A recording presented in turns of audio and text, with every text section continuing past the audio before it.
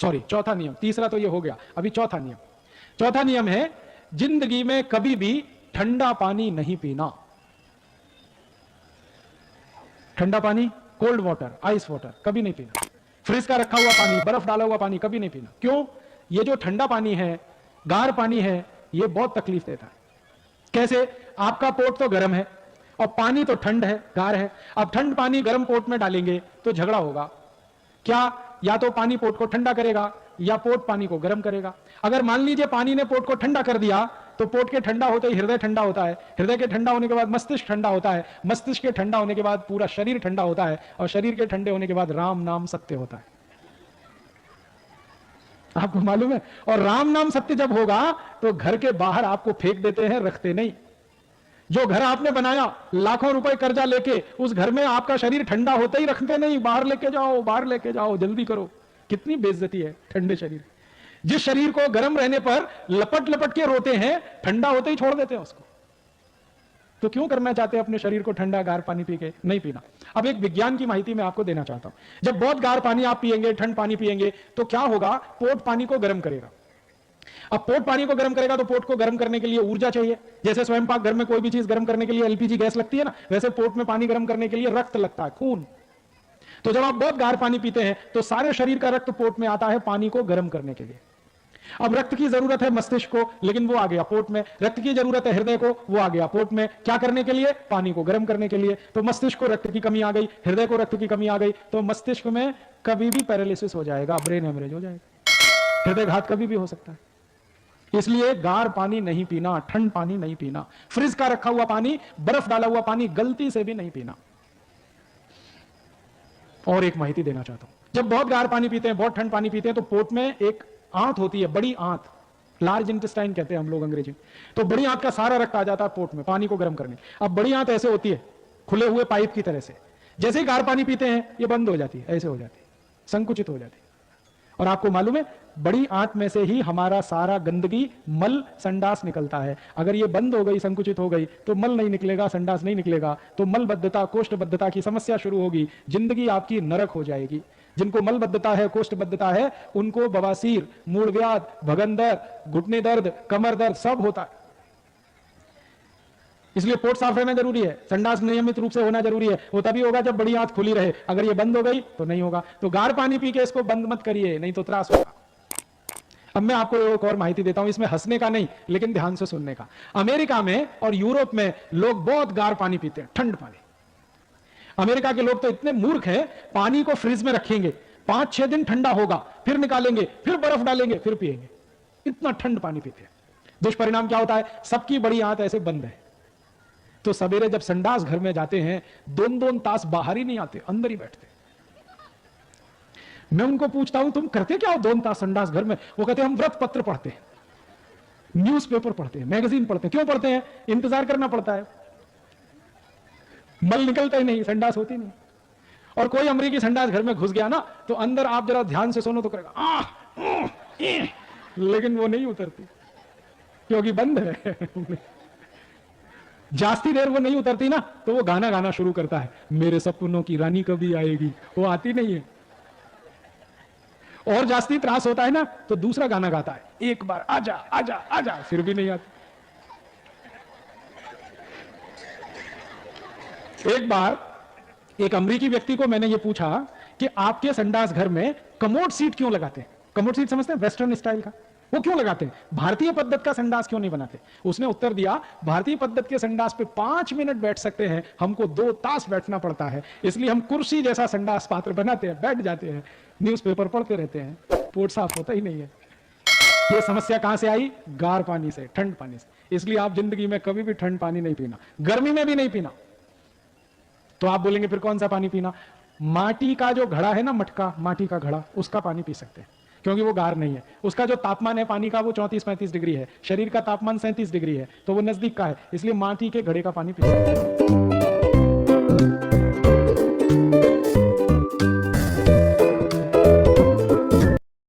माटी के घड़े में चांदी का एक अंगूठी डाल दीजिए, काम हो जाएगा। और उससे भी अच्छा पानी है सोने का, इससे ज्यादा ताकत शरीर को देगा। इसलिए खाना धीरे धीरे चबा के खाना, 5वां नियम। 6वां नियम है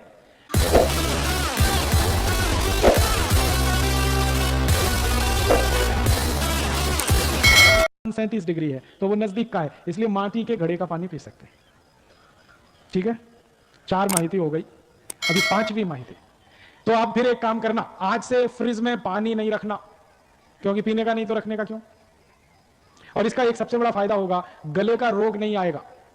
हमारे बच्चों में गले का रोग आता है ना, टॉन्सिलाइटिस, ये कभी नहीं आएगा अगर गार पानी नहीं पिएंगे। खोखला नहीं होगा, खांसी नहीं होगी, गार पानी नहीं पिएंगे तो फिर पानी पीना कैसा है, गर्मियों में मिट्टी के घड़े का पी सकते हैं, और ठंडी के दिनों में पानी को कोमट गर्म करके पीना। कोमट गर्म करके पिएंगे तो सबसे अच्छा है। आप बोलेंगे पानी रखने का पात्र कैसा होना चाहिए। पानी रखने का सबसे अच्छा पात्र है मिट्टी का, माटी का। दूसरे नंबर पर तांबे का, ताम्र पात्र होता है ना, ये बहुत अच्छा है पानी रखने। तीसरे नंबर पर चांदी का। आप कहेंगे चांदी बहुत महंगी है, कहां से लाएंगे। आप ऐसा करिए, माटी के घड़े में चांदी का एक अंगूठी डाल दीजिए, काम हो जाएगा। और उससे भी अच्छा पानी है सोने का। अब सोना तो और भी महंगा है, हाँ महंगा है, लेकिन कोई पात्र में पानी रख के एक अंगूठी सोने की डाल दीजिए, चार्ज होता रहेगा।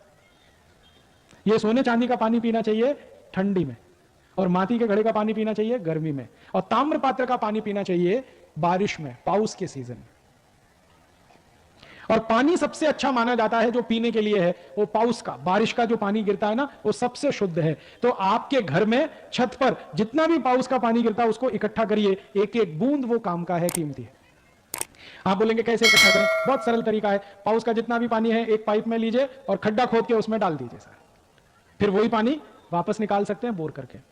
साल भर जितना निकालेंगे उतना पाउस का चला जाएगा, पानी का बैलेंस बना रहेगा, तो कभी भी पानी खलास नहीं होगा, शेतकरी के लिए भी और हमारे घर के लिए। बारिश का पानी सबसे शुद्ध है। दूसरे नंबर पर सबसे शुद्ध पानी है बहती हुई नदी का।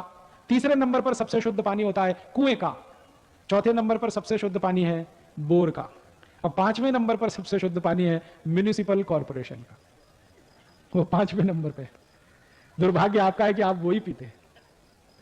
क्यों? पाउस का पानी इकट्ठा नहीं करते, इसलिए पीते। मैंने मेरे घर में एक टांकी बनाई है नीचे, और सारा छत का पानी उसमें जाता है, गच्ची का। एक बरस में 1 लाख लीटर पानी इकट्ठा होता है, हम पूरे बरस वही पीते। आप भी कर सकते हैं। टांकी बनाने का खर्चा 20-25 हजार रुपए, इससे जास्ती नहीं।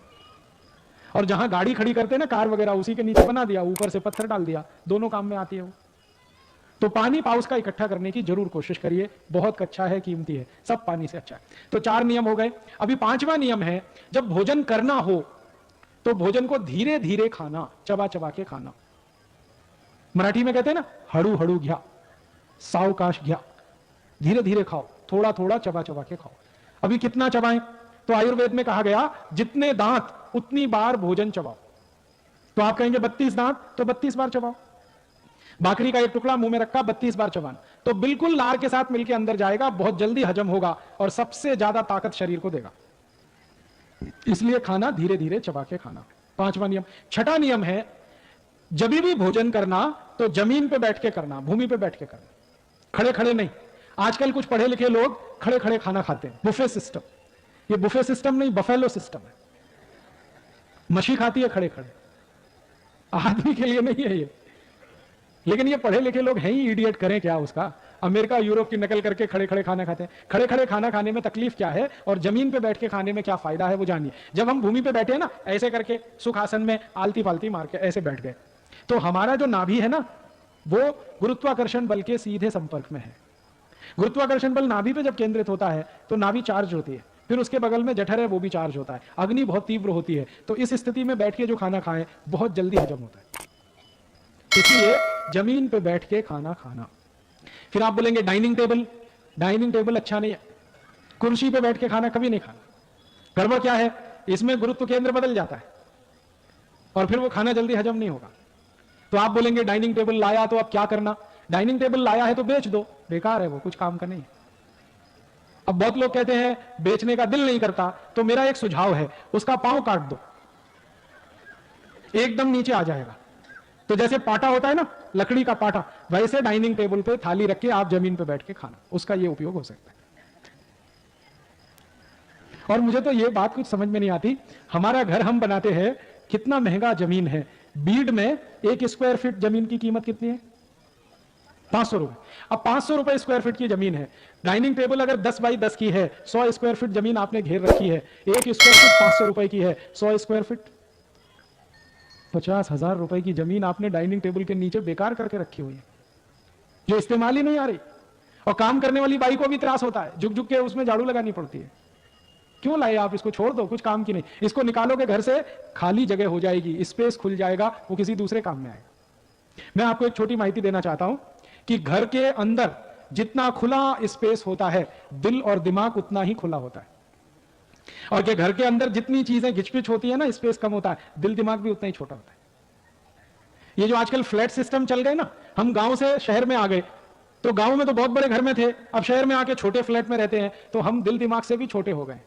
शहर वाले दिल दिमाग में सबसे छोटे हैं, गांव वालों का दिल दिमाग बहुत बड़ा है, क्योंकि बड़े घर में रहते हैं, खुले घर में रहते हैं। तो घर को थोड़ा खुला रखिए, जबरदस्ती डाइनिंग टेबल, सोफा सेट वगैरह वगैरह मत लाइए। तो आप बोलेंगे बैठेंगे कैसे? जमीन पे बैठिए, हर समय जमीन पे बैठेंगे, गुड़गे का त्रास कभी नहीं होगा। हर समय जमीन पर बैठेंगे, पेट बाहर जास्ती कभी नहीं आएगा। जमीन पे बैठ के खाना, जमीन पे सोना, जमीन पे ही सब करना, और अंत में जमीन पे ही मरना। ये कुर्सी मेज का चक्कर कम करिए।